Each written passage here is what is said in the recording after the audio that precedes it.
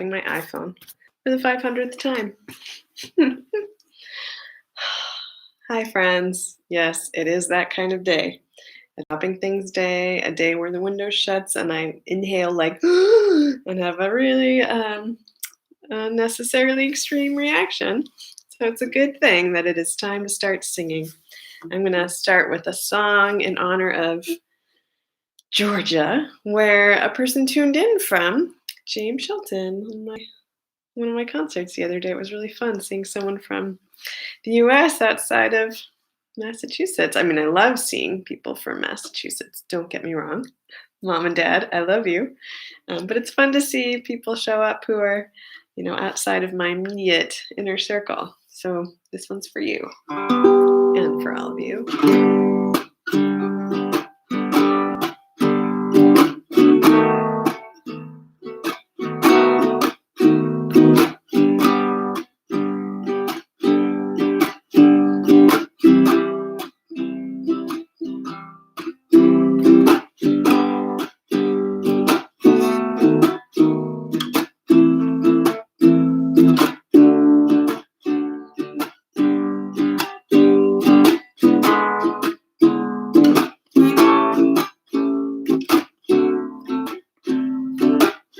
Georgia, Georgia, the whole day through,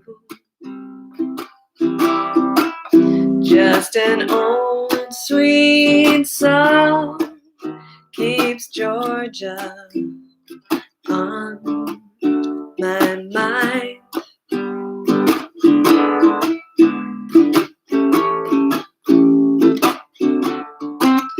I said, Georgia, Georgia, a song of you comes as sweet and clear as moonlight through the pines.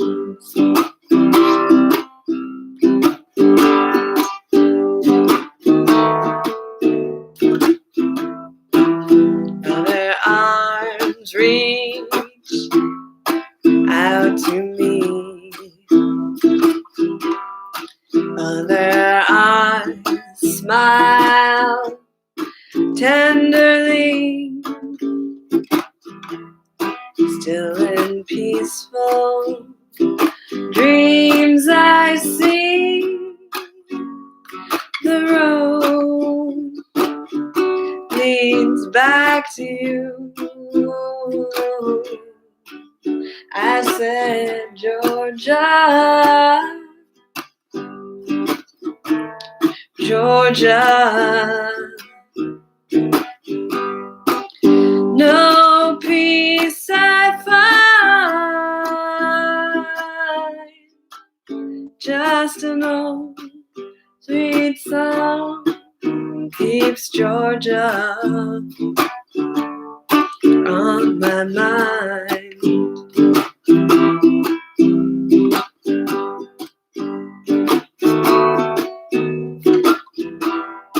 Other arms reach out for me.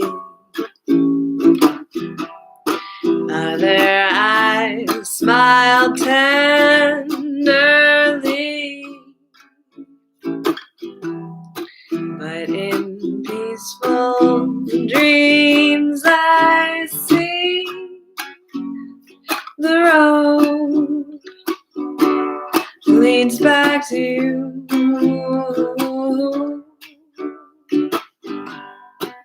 Georgia, Georgia, no peace I find, just this old sweet song keeps Georgia on my mind.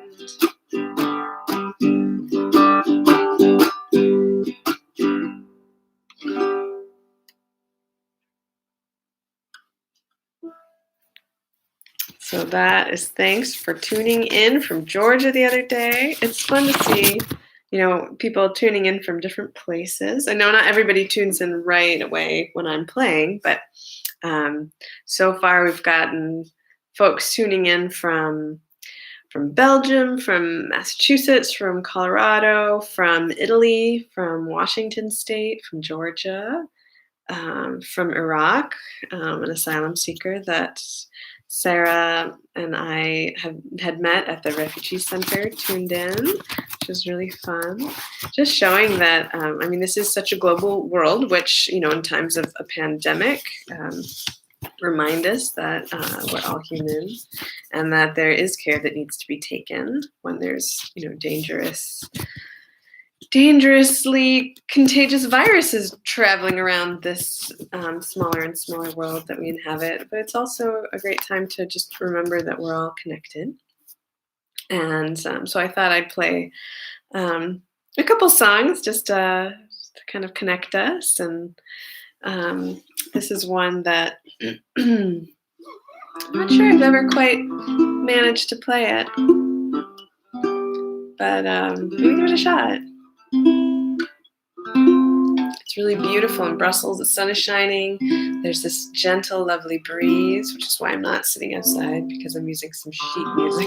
I really want it to blow away. So whatever time zone you're in, stars shining bright above you. Night breezes seem to whisper, I love you.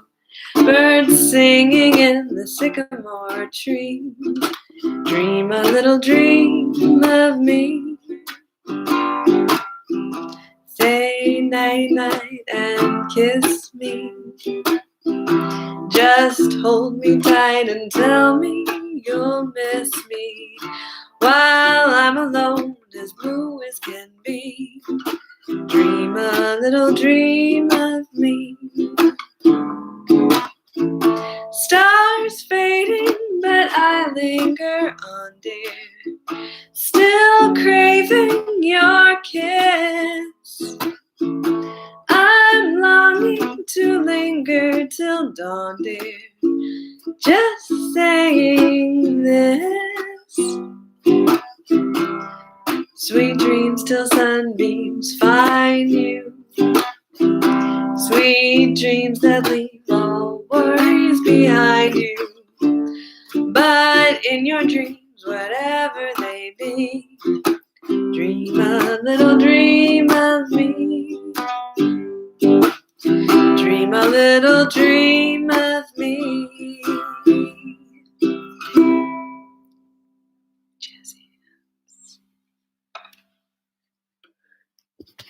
I just realized that sounds a little bit like, I don't know, a little narcissistic, like dream of me. You can dream about whatever you want, and I hope that they're beautiful, not stress-filled dreams. I've been having really weird dreams lately, like really weird ones. I had like a dream that I had like a little skin cancer on my arm that needed to be like removed, and they were just going to put like this tiny bit of stitches in, and then it was like my whole hand. I don't know. Okay, maybe I won't. I probably shouldn't share with you like the weird, creepy dreams that I have. Anyway, it's always like, so having weird dreams is not always the best, and certainly can leave you in this kind of weird space when you wake up. But it's also another way to then practice gratitude when you can wake up and realize, oh, I'm only in lockdown. It's not like a weird, creepy stitches up my arm. I'm just in quarantine. And then you can practice some gratitude, why not? And speaking of gratitude, I thought that I would play a few songs. I've played kind of a couple here and there from my time when I was a park ranger in Massachusetts, some of the songs that I wrote from the stories of factory workers. I was a park ranger at Lowell National Historical Park, and we had a working weave room to try to recreate the noise and the ambiance of what it would have been like for people working, making cloth on looms. And the park rangers would give tours through this museum, walking through that that weave room with visitors. And then the second floor was kind of more of the history. And then there were these little kind of like television set up where you could watch these oral histories, these interviews with the last generation of factory workers. And so we were like on a first name basis with them. And I transcribed several of the stories from their interviews, and I wrote songs. And I'd talk about the conditions, the working conditions, or whatever the theme of my particular tour was. And then I would talk about these individuals, and then I would play their song. And so this one is called "You Are the Lucky One." And it's from Paul Heureux, who's the son of French-Canadian immigrants who came to Lowell for work. And he shared a story about being simultaneously terrified and also really grateful to have a job in a factory. When he was first, teenager, going to work in the factory. This is called "You Are the Lucky One."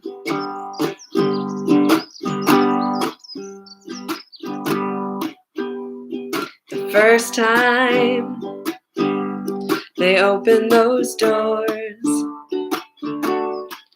to the weave room, the noise is deafening.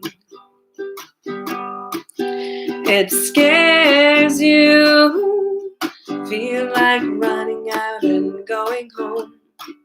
You never worked in a mill, it's very emotional. But you are the lucky one.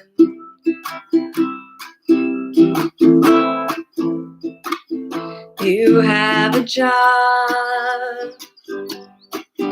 Yeah, you are the lucky one.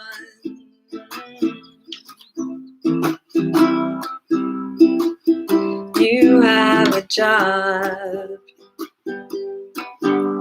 They bring you there, and they match you with a battery hand. He shows you what to do. The room's so long, you can't see the end of it. You keep telling yourself, I'll never be able to do this. But you are the lucky one.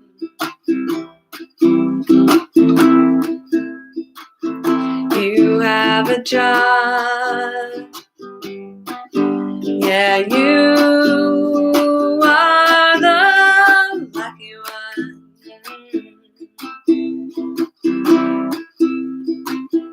You have a job.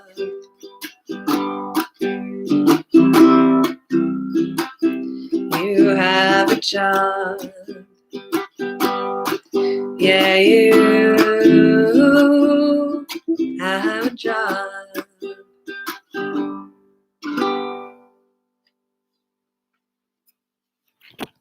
So I guess part of me,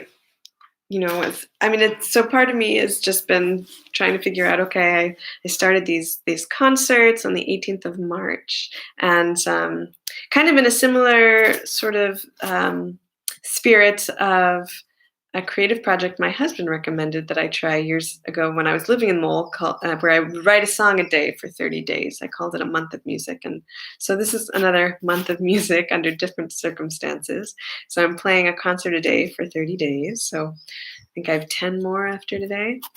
And so what it's done, having this time, I still have work that I'm doing. I edit, people's articles and stuff like that from a distance. And I teach yoga, sort of. but mostly I've been like, well, what songs can I play? And it's been a fun sort of project to go back and look at all these different songs that I've written from different people's stories, over the last decade. I really started writing music about 10 years ago. And in particular songs of, people with factory jobs, and just thinking about, people around the world who, who are in a state of real uncertainty in terms of work. Our whole economy is based on this idea of consumption, which largely started with the Industrial Revolution, which began in the US, largely in Lowell, Massachusetts, with these factories where people were making cotton and cotton cloth, and then kind of expanding into other textiles and then products from there. And now we're experiencing sort of this crash and burn when we're not able to keep that level of production going. And so it's like a big wake up call, I think. Just in terms of whether there may be different, better ways to keep our economy, moving, to create quote unquote, progress, for people to have work maybe that doesn't depend on consuming the earth's resources, and so on and so forth. So, as you may know, the Industrial Revolution, we've gone through like several, right? And so the whole production of textiles in Massachusetts ended in the 50s. Factories closed down. Some of them were opened up in the Southeast in the US, where production could be even less expensive and people could be paid even less. Great. But there were stories that that factory workers, in these histories shared. And then I remember talking to my supervisor, who talked a little bit about, kind of what it was like at that time. And so I wove together those different perspectives and experiences into this song that's called "The Ghosts of Lowell."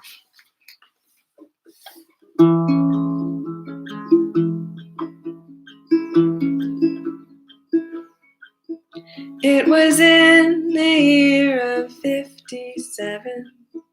They closed the factory. $65 a week my pay. When I came to work, they closed the place. They closed the place. The day the factories closed in Lowell, the welfare line was long. They waded deep into the night. Not a single soul was turned away. No one turned away.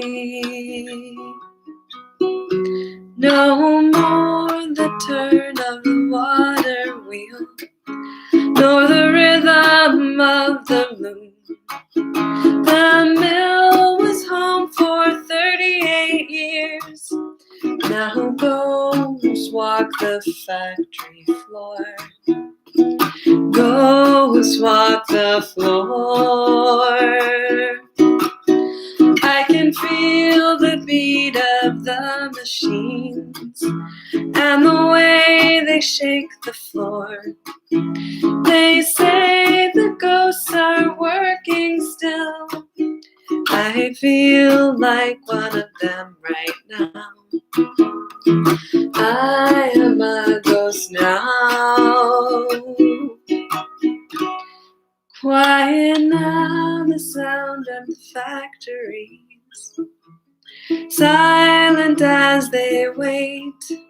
Think now upon forgotten mills. There are stories yet to tell someday. Stories yet to tell someday.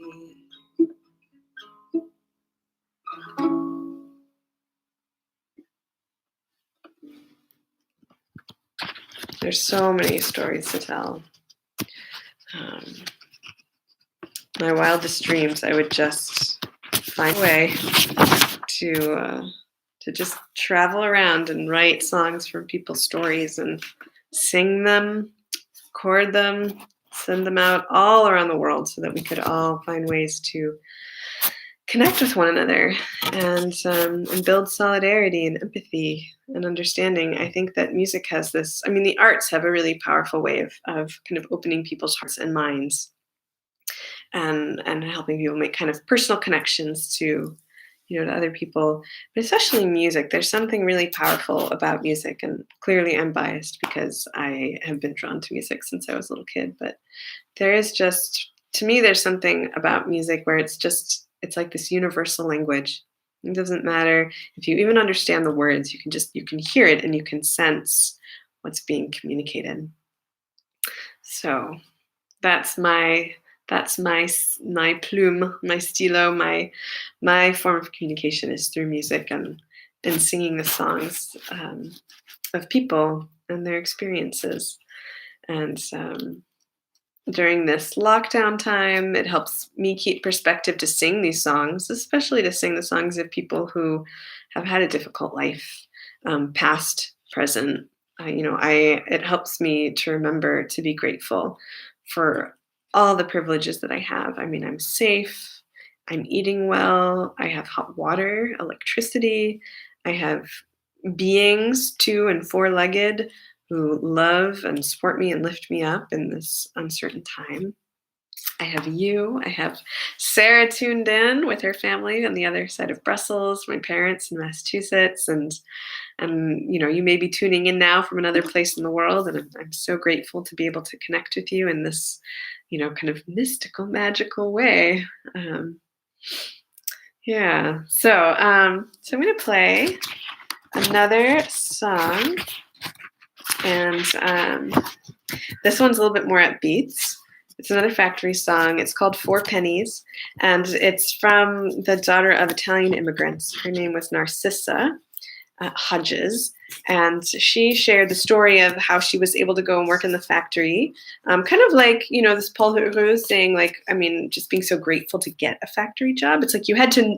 I think of a factory job as being one that like just doesn't seem like it would be something that I would really want to do. I mean, so difficult conditions, dangerous conditions, not very good pay. And yet she, in the song, communicates how grateful she was to have an in. It's like you had to know someone, it's like, it's a, so which maybe you've experienced trying to get a job, someone who puts in a good word. When I was first working as an environmental educator, just to get an internship, I needed someone who would vouch for me. It's like, even just to do the internship where you think like, oh, I'm volunteering to get experience to get a paid job, you still needed experience to volunteer. So anyway, so she shares the story about really being grateful and also just how much she learned from having this hard life that was still a really good life, and it made it possible for so much for her and her family. Let's see.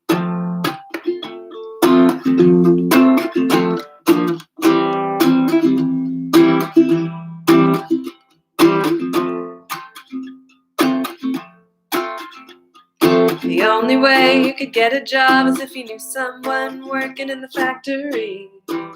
There was a family around the corner. I used to live in Tewksbury, and I went to work in the Lowell factory. That very family, they took care of me. Oh, it was a hard life, but a good life. Working in the factory hasn't hurt me. Got put on weaving that first week, got in trouble for poor quality. 4 pennies was all they gave me. My mom and dad, they looked at me. Is this all they asked me? 4 pennies. And I told them that's all they gave me. Oh, it was a hard life, but a good life. Working in the factory hasn't hurt me. Factory job taught me to save. Can't survive on 4 pennies with so many in my family. My life, it hasn't hurt me none. Everyone in my family, we're all working in the factory.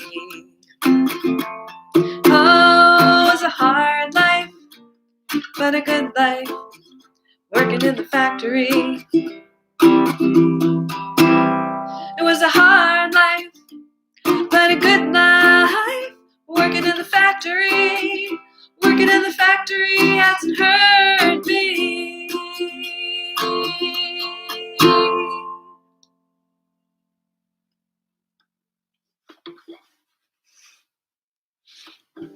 So that was from Narcissa. I'm thinking about doing, on a totally different note, I've been, some of the concerts I've done on a theme, like love songs, songs of movement, freedom, songs with a kind of theme of birds, flight, and early on, I played the Big Yellow Taxi by Joni Mitchell, and I kept thinking that there was this artist who had also sung it and done this cackling laugh at the end, and I couldn't remember at the time, and then I realized, oh, it's Janis Joplin. Then I realized, she didn't even sing that song. The song that I was thinking of was a totally different car. Instead of a Big Yellow Taxi, it was Mercedes Benz. So then that got me thinking yesterday, wouldn't it be fun to do a concert on the theme of songs about cars? Full 180 from singing about, people working in the factory. But, just to keep things light. Also, I don't want to make you feel sad. We want to laugh, we can cry, we can lift each other up.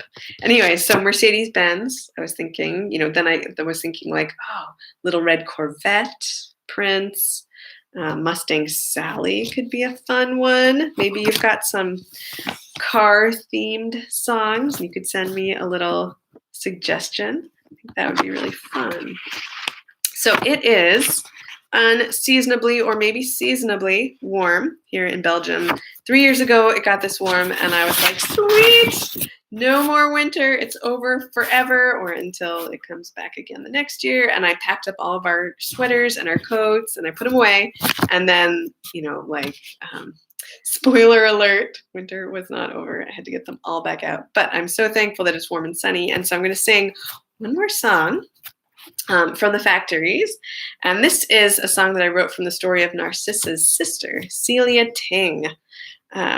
So they're sisters, but obviously, they took their husband's last names, so different last names, daughter of Italian immigrants. And she shared this story about a really hot day in the summer in the factory and what happened when she went to look for a fan that she could go stand by to cool off, and she could not find the fan.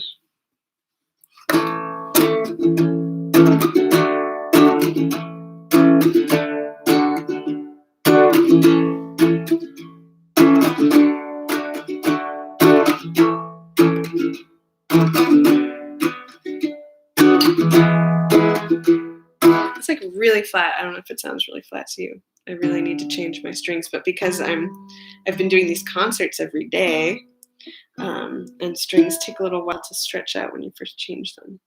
I haven't quite committed, so here we go. I'll never forget one day at One Lancet, working the loom. Around 10:30, it was getting warm, so I says to the girls, I'm going near the fan, I need to get cooled off. No fan, I'll look at the other end of the room. No fans for the girls, no fans. No fans at either end of the room. In the mill, in the summer, the girls are laughing, but me, I'm asking, what does he think of us? John the millwright goes by and I ask him, where's the fans? He says Mr. Larder took them to the farm to cool off the cows and bull. Fans at the farm, you've got to be kidding. Bring back those fans. Around 10:30, it was getting warm, but not for the cows and bulls. No fans at summer. The girls are laughing, but me, I'm asking, what does he think of us? What does he think of us? Oh, what does he think of us? What does he think of us?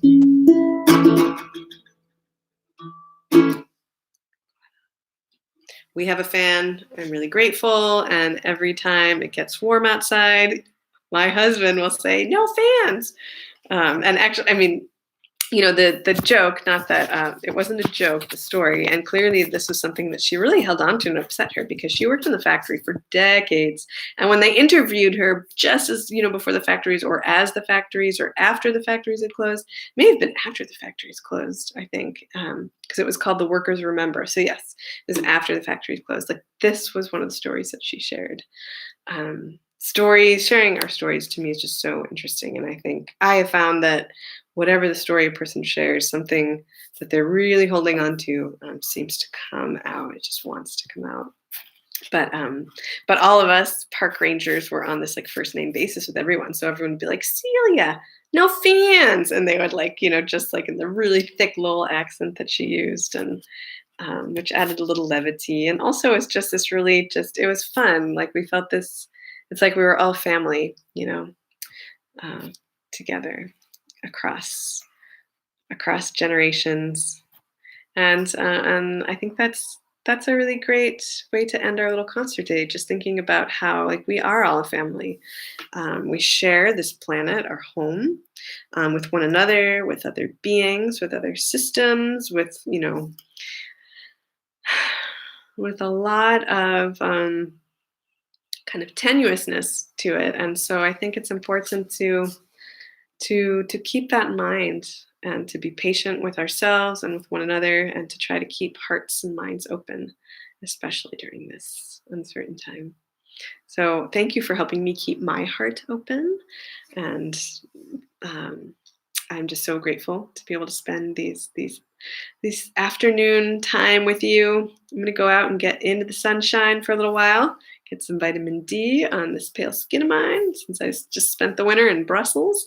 And I'll look forward to singing again tomorrow and seeing you soon. I hope that wherever you are, you're staying safe, and doing all of that great self-care for yourself, for your family, and from my heart and my home in Brussels to yours. Namaste.